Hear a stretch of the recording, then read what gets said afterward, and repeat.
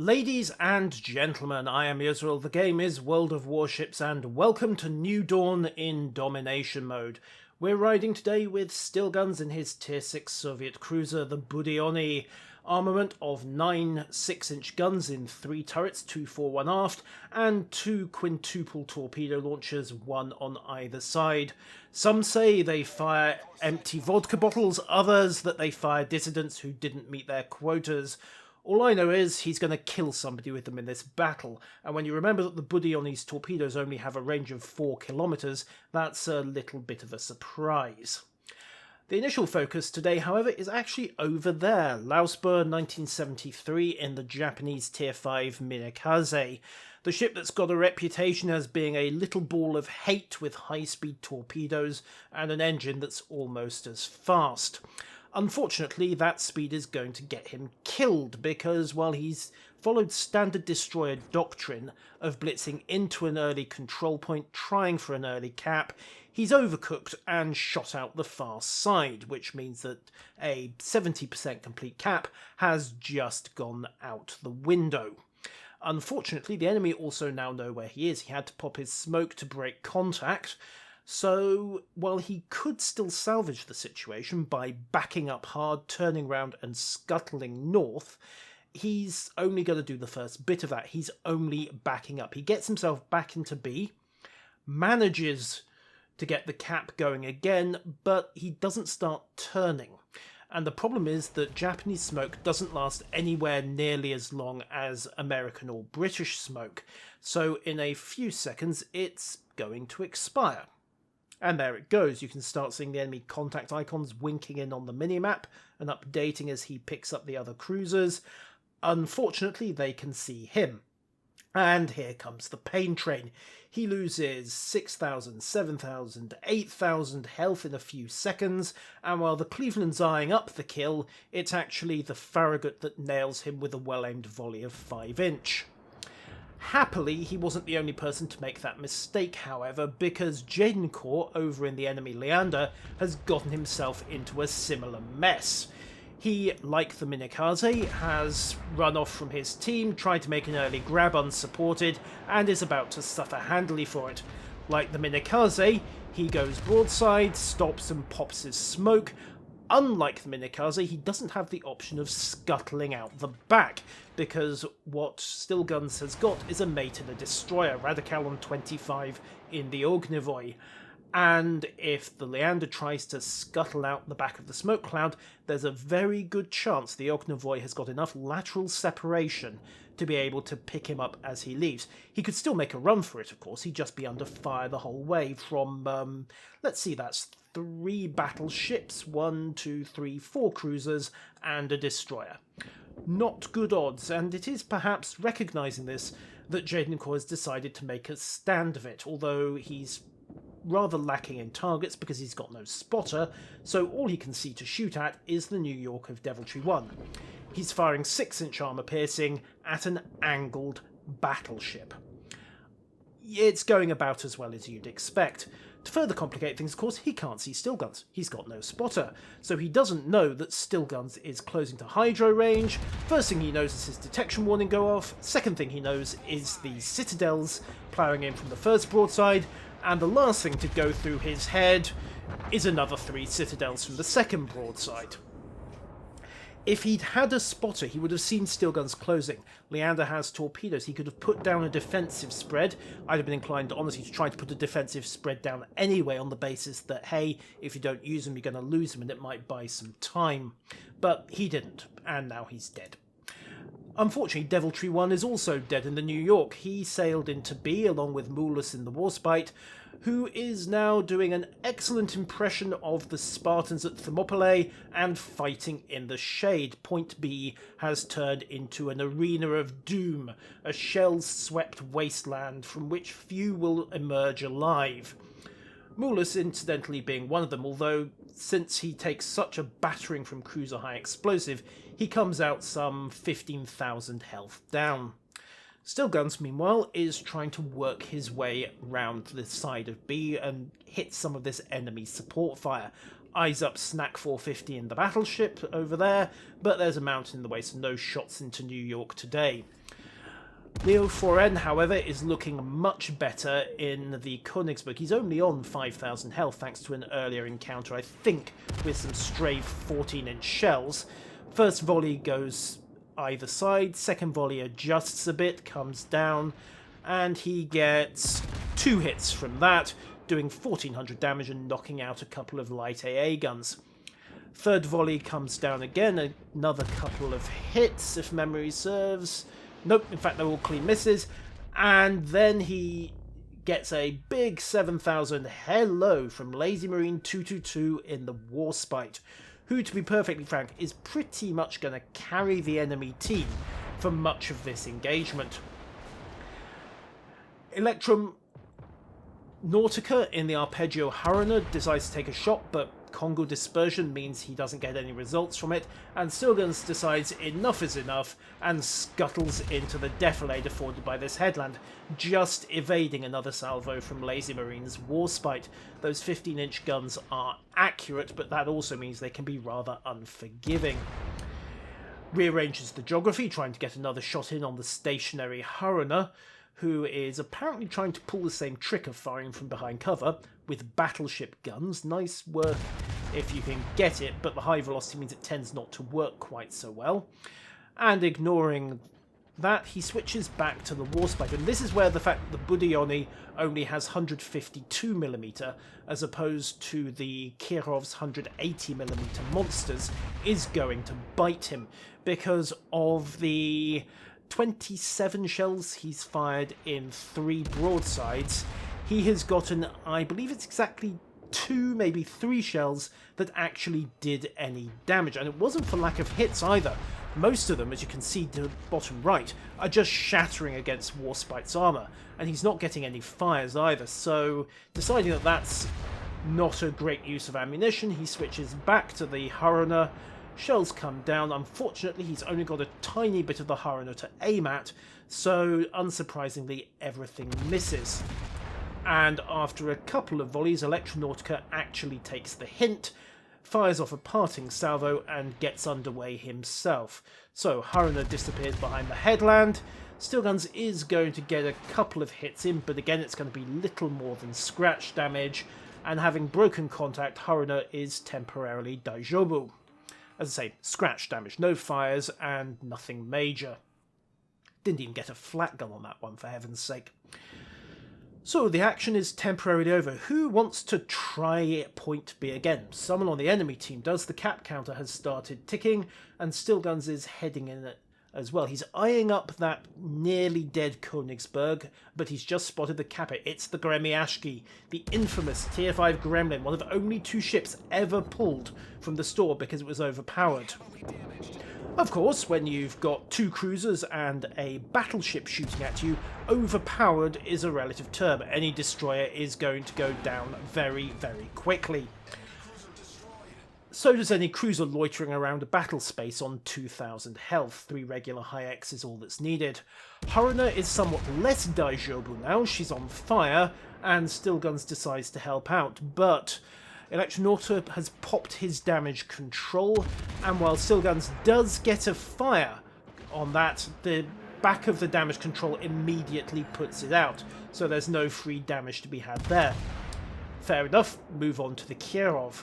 Of course, Kirov actually outguns Buddied, despite being a tier lower. She's got heavier 180mm guns, but she's also much more delicate. Not that the Russian cruisers are sturdy at the best of times, except the high tier ones. So with armour piercing in the breach and a broadside Kirov, you know what's coming, ladies and gentlemen. Yep, one right in the vodka locker, and that's Kirov reporting to the next life. Stilguns clears the island, gets himself a brief moment of respite, and the action switches over to Captain Loz FF7, who is now taking his turn in Death Valley. And he's not liking it all that much, thinks sod that, pops his smoke generator, and decides to disappear for a bit. Opposing them are a Königsberg under Supervici in the back, and the Emerald of Maditus in the front. Stillguns loads High X, starts swinging back round to re-engage, gets his turrets round as well. Honestly, at this point, I would have had armor piercing loaded anyway. Emerald's bow is a little bit weird. Let's just pause the action for a sec. Once we have the Emerald back in view, he's going to pop up again in a moment once Stillguns clears the back of this smoke cloud. There we are. Wait for the gun sight view. Bingo. Right, so Stillguns has high explosive loaded at this point. I would have been inclined to go for armor piercing even at this angle because Emerald's bow is a weird thing. The bottom third of it, roughly from there down to the waterline, is 38mm thick. Now that is enough to deflect anything and everything currently in the game, even a Yamato's 18-inch main batteries. However, the top 2/3, from basically the top down to that faint grey line, I don't know whether you can see it on anything less than 1440p, even I can barely make it out at this range, is only 10mm thick, which means it's overmatched at 142mm plus, which means that Buddioni's 152mm will not care about angling. So he could very easily have tried for citadel shots even at this angle. And that's actually a problem with the entire British line, right the way up to the Edinburgh at tier 8. 8-inch shells will overmatch the bows. You need Edinburgh, you need Neptune, you need Minotaur to stand a chance of deflecting even 8-inch rounds, and battleship shells, forget them. Not going to happen. Mind you, it hasn't really made a difference in this case. He gets the kill on Murditus anyway, even though there is no citadel loot to be had, and decides to pop a few shells into the Cleveland for giggles. Unfortunately, Murditus got his torpedoes away, and here comes the suicide salvo. Stillguns would have liked to have carried on to starboard, but he had to turn port to avoid the Koenig, which means he is now heading right for this salvo. Slam the rudder round, skid in, and he just, by a matter of inches, evades the enemy. Unfortunately, now he's sailing east and into the teeth of the entire enemy fleet. This is bad. He has got to turn to port and take his chances with the cruisers and laser marines Warspite, because if he doesn't, he's going to end up shooting out in front of a New York, and none of that is going to be healthy. This is a it's a Russian cruiser. The British cruiser is on the bottom and rusting, actually. However, he's now heading towards New York. The New York is heading towards him, so we'll kick back to his view for a second. 5 kilometers and closing. You know what this means, ladies and gentlemen? Load the dissidents. Angle up. New York's obligingly doing constant speed, constant bearing. Fires the torpedoes. 5 in the water. And it looks like that Farragut's trying to clear the headland as well. So maybe, just maybe, we'll get a double strike out of this one. The Farragut evades death by inches. The New York, however, has got nowhere to go except down. He couldn't really turn in either direction, and by the time he saw the fish, it was too late. Stillguns turns round, dumps his other tubes in the hope of catching a high-speed Farragut, but he has to abort his turn because the Farragut has also launched torpedoes, which means he can't get his forward batteries round to engage as fast as he'd like. This means that the Farragut's actually in a pretty good place. He's got a Buddioni on 11,000. The Buddioni's only got 3 guns and secondaries to bear. Unfortunately, it's the British to the rescue again. Captain Loz FF7 is also firing on the Farragut. He could maybe have taken the Buddioni. He can't take both of them, not in a 2-on-1 guns duel in the destroyer, and it's just a question of who's going to get the kill. And as it turns out, it's Stillguns for kill number 6. And then that damn Warspite shows up again. Stillguns smells danger, slams on the rudder to evade, and lucks out, because if he hadn't done that, he would have eaten pretty much a whole broadside of 15-inch shell, and that may very well have sent him to the bottom. They're just under 300 points ahead. They've got in the bag, right? Don't you believe it? It is much closer than it looks at the moment. Lazy Marine 222, who's been pretty much carrying his team through this one, fires on Milgra. He is in the cap circle. It's effectively 1 point each at this stage. His cap is going. There are torpedoes in the water. He's not going to be able to get out of the way of them. Unfortunately, he burns down the Nürnberg. It's now only 200 points behind. The Warspite eats a torpedo. He's down to 8,000 health, 7,000 from the flooding, 7,500, 6,000. Is he going to go down? He controls the flooding, which means his damage control's up. Stillguns just needs a fire. Someone, anyone, set this guy on fire and burn him down. But there's a momentary peace. Of course, the British Emerald can't get a fire going. It doesn't have high explosive. Cabal's reloading. Stillguns doesn't have line of fire. No one can burn the Warspite at the moment. More armor piercing from the Emerald. Another couple of thousand gone. Stillguns clears the headland, chasing a fire with high X. One penetration, 7 shatters, no fire. Another broadside, 3,500 health. He gets 5 penetrations, 4 shatters, still no fire. 1,800 health. One more broadside, that's all it's going to take, but the Warspite has got its repair party into play. 3,000, 4,000, the health pool is creeping back up. This is bad. Not only is the Warspite recovering from what should have been an execution, he's capping B as well, and nobody has got line of fire. Worse yet, Electronautica has cleared the headland to the northeast. Captain Loz FF7's got no choice but to go broadside to him in order to help keep the pressure on Lazy Marine, and Electronautica punishes him for that mistake. Bam! There goes the pride of the World War I Royal Navy. Haruna is, well, she may well be Daijobu, but she's certainly in the mood for blood. Lazy Marine, meanwhile, is just about to complete his cap of B. There's now only 120 points in it, and they are 2 control points up, which means they're pulling back 32 points a minute. It's still not quite enough to salvage the situation, because they are just ahead on time. The enemy isn't quite going to pull back. They need kills. Lazy Marine turns in.